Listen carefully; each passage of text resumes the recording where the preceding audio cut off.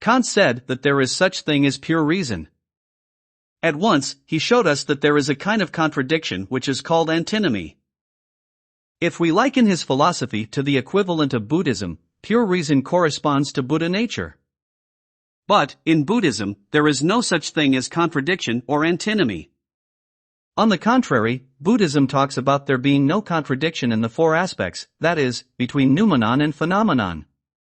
Can this prove that Buddhism is better than the philosophy of Kant? I don't know who or which is better, but focusing on common denominator could be helpful. We can find a linkage between Kant and Buddhism in the matter of ontology and espitemology by comparing Dr. Strange and Zen masters.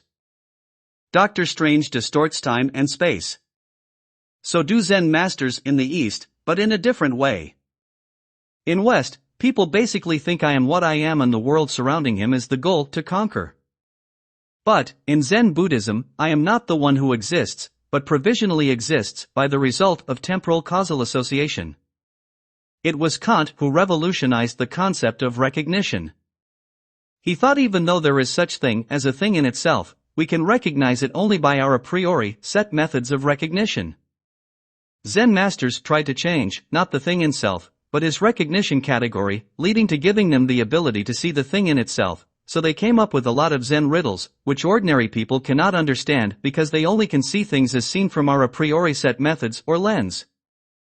Zen masters think that all things in the universe are from the place where our thoughts have run out, meaning in a sense, all things are the same from the viewpoint of the origin of those. That's why their Zen riddles are filled up with many illustrations of several distinctive things being the same.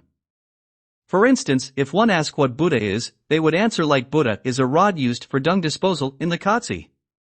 This means that all things in the universe possess Buddha nature.